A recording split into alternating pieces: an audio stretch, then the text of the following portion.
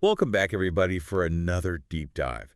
This time, we're diving deep into some pretty big ideas about societal systems and Yeah. how they impact our lives as individuals. Yeah, definitely big ideas. We're going to be looking at this book that takes a really interesting look at capitalism and socialism. Yeah, It challenges some common assumptions, I think, it does. and asks some really thought-provoking questions about how we organize ourselves as a society. Yeah, for sure. So I'm really excited to get into this one. Me too. So one of the things that really struck me about this book was this idea that implementing socialism before a country has like a strong foundation in capitalism, Right. it's like a premature birth. Yeah. It can't really thrive, and it can have some pretty serious consequences. Yeah, it really digs into that historical context, Yeah.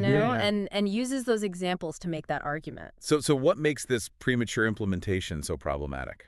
Well, the book argues that capitalism, Okay. for all its flaws, it does have a track record of generating wealth. And it does that through innovation. Okay. And this wealth creation is actually like a necessary precondition for a successful socialist system. Oh, interesting. So it uses historical examples like Russia and China, Right. where they tried to very quickly transition to socialism Yeah. before they had that solid base in capitalism, and it led to a lot of hardship. So the book's not saying that socialism is like inherently a bad thing. Right. It's just saying that it needs certain preconditions to succeed. Yeah. And it seems like, from what I've read, that they think capitalism helps to establish those. Exactly. Okay, Like interesting. it kind of sets the stage Yeah. in a way. Okay, so the book challenges that common perception of capitalism as like purely exploitative. Yeah. So instead of just taking from others, the book argues that capitalism creates wealth by fostering innovation. Right. Like it creates new things. It does. It's not just like moving money around or Yeah, exactly. taking from one to give to the other. Yeah, and it uses examples like Henry Ford, his entrepreneurial spirit and those innovative production methods revolutionized the auto industry Yeah. and created widespread economic benefits. Yeah, definitely. Like a rising tide lifts all boats kind of situation. Right, exactly. So that's a really different perspective. Mm-hmm. So if capitalism has this like key role in wealth creation, Yeah. what does the book see as the driving force behind this push for what it calls premature socialism? Well, this is where the book gets really interesting. Okay. It starts to delve into some like psychological territory. Okay. It argues that sometimes jealousy can be a motivating factor. Mhm. So instead of being inspired by the success of others, Yeah. some people might be driven by a desire to kind of pull other people down, Oh, wow. which leads to this push for systems that really prioritize equal outcomes over individual achievement. So instead of like celebrating success, it's more about making sure everybody's the same. Yeah, more about like tearing down rather than building up. Interesting. So the book uses some stories to kind of illustrate this idea, right? Yes, it does. Like what are some of those? There's that story of the dying man who requests his body be cut up Oh, yeah. and scattered on his neighbors' roofs Oh, because he was jealous of their prosperity.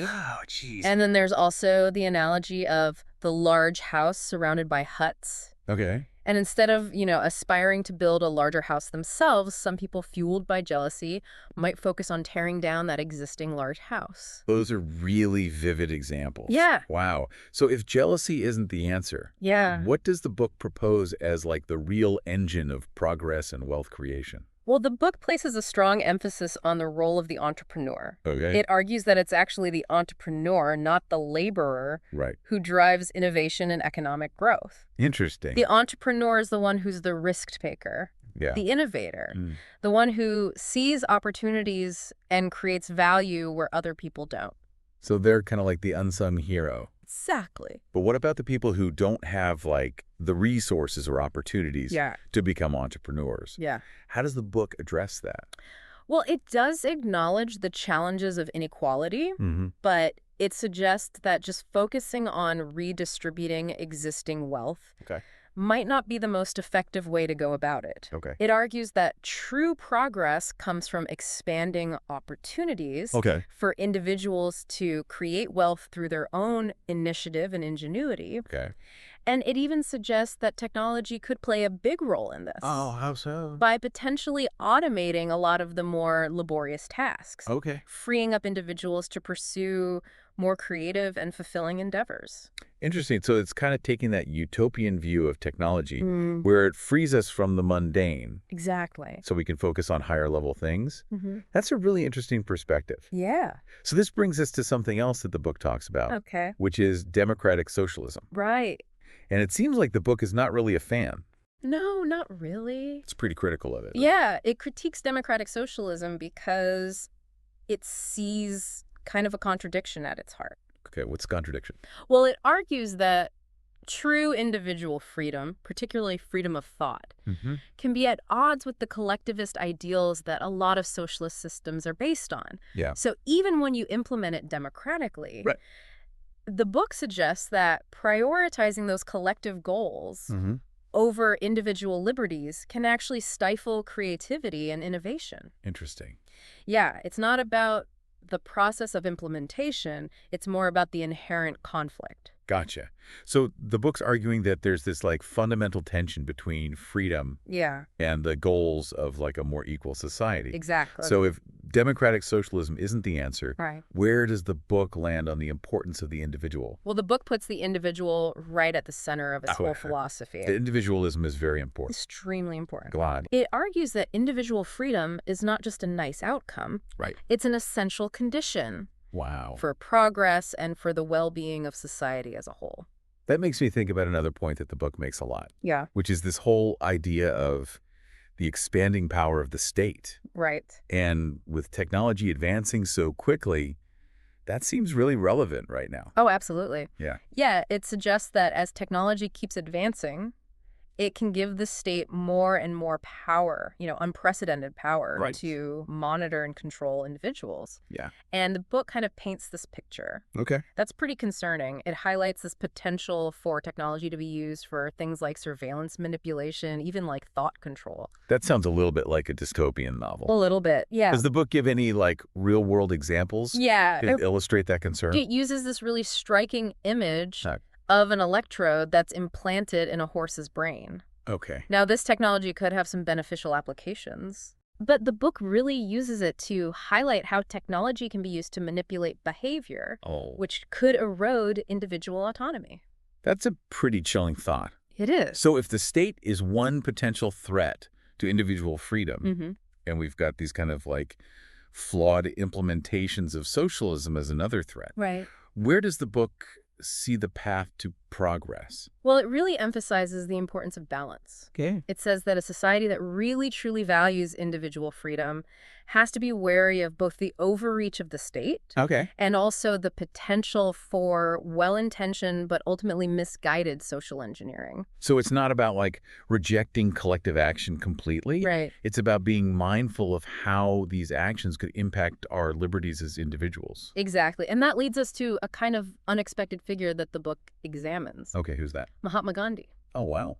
You might not think that a book focused on these big economic and political systems Yeah. would look into Gandhi's philosophy, but the book actually categorizes him as a businessman.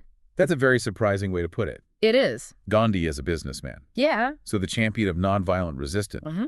a businessman. That's how the book sees it. What's the reasoning there? Well, the book argues that while Gandhi's goals were often centered on social change and justice, Okay. his methods were really pragmatic. Okay. It suggests that he approached these challenges with almost like a transactional mindset, Okay. focused on negotiation, compromise, and achieving the best possible outcomes in these really complex situations. So the book is highlighting a side of Gandhi that's not just about being a spiritual or idealistic figure. Exactly. Yeah. Yeah, it's challenging us to look beyond those surface level labels Yeah. and see the practical, even strategic elements of his approach. It's like a different lens to look at him through. Exactly. And it uses specific examples from his life to make that case right. It does, yeah. Like what kind of examples? Well, it talks about Gandhi's response to those violent incidents during the Indian independence movement. Okay. And it suggests that even though his decisions were rooted in this commitment to nonviolence, Mm-hmm. they also reflected this awareness of the practical consequences of his actions Oh, interesting. and a willingness to compromise when necessary.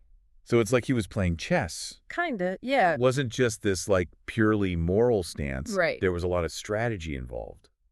It seems that way. That's really fascinating. Yeah. It adds like a whole other dimension to how I think about Gandhi. Yeah, me too. So it seems like this book is trying to make us think differently, not just about these larger systems, Right. but about the individuals who are a part of them. Yeah, it encourages us to reconsider our assumptions about these figures and what their motivations really were. Yeah. Like recognizing that even the people we admire for their idealism Right. can also have this pragmatic, even strategic side. A good point. Yeah, it's about seeing the whole picture. Well, this deep dive has been quite the journey. It has. We've covered a lot of ground here. We have. We talked about these critiques of premature socialism, the importance of the entrepreneurial spirit, Yeah. concerns about the state getting too powerful, and even this really surprising reinterpretation of Gandhi. Yeah, it's a lot to take in. It is a lot, but I think it all kind of comes back to this one question. Okay. How do we balance the needs of society with the rights of the individual? That's the central tension that the book is wrestling with. Yeah. And I think one of the most important takeaways for our listeners is that emphasis on finding balance. Yeah. It's about recognizing how important individual freedom is without dismissing the need for social responsibility. So how does the book say we should go about navigating that? Well, it doesn't give us like a simple formula or anything, No. but it does point to some guiding principles. Okay, like what? It emphasizes how important individual initiative and creativity are as engines of progress. It warns us against the state overreaching and the possibility of technology being used to control us Right. instead of empowering us. Right. And maybe most importantly, it calls for a more nuanced and balanced approach, Okay. one that recognizes that every single person has inherent dignity and potential, Yeah. but also acknowledges our need for cooperation and compassion. That's a message that I think really resonates, Yeah. especially in the world today. For sure. So after this deep dive, I'm really curious, Yeah. what are some of the key takeaways that stand out to you? I think for me, it's this reminder that progress isn't about just blindly picking one ideology over another. Right. It's about like critically looking at all these different systems and seeing, their strengths and weaknesses, Yeah. and then trying to find that balance Mm. between freedom and collective well-being. Yeah, and I think the book also highlights how important individual action is. Yeah. It's not just about waiting for like the system to change. Right. It's about each of us taking responsibility Mm. for shaping the world that we want to live in. Yeah. Making choices, taking action, and even like just our mindset. Absolutely. The book suggests that the future is something that we create. Right. It's not predetermined. It's not set in stone. Yeah. And that's really empowering, I think. It is. It's a very optimistic view. Mm-hmm. I feel like this book is urging us to move beyond these old debates. Yeah. Capitalism versus socialism. Right. And to think more about like the human element. The core of it all. Yeah, like what are people's motivations? Mm. What are their aspirations? Right. And how do those interact with the systems that we create? Exactly. Because systems are just tools in the end. Right. And they can be used for good or bad. Like a hammer. Yeah, exactly. You can build a house or you can break something. So we need to be mindful of how we use them. Definitely. It seems like the book is saying we need to be more aware of those unintended consequences Yeah. of our choices, Mm-hmm. like both as individuals and as a society. Absolutely. Like that argument about how jealousy can drive certain societal impulses. Yeah, that was really eye-opening for me. Yeah, it makes you think about your own motivations. Yeah. Like, are we really concerned about others or are we just resentful? Yeah. Is it coming from a good place or a bad place? Exactly. And even beyond the psychology of it all, Mm-hmm. I think that warning about how technology can be misused, Oh, yeah. especially with the state getting more and more powerful, That's a big one. feels super relevant right now. Oh, for sure. It's like the book is speaking directly to our current situation. Yeah, it's a little bit spooky. It is.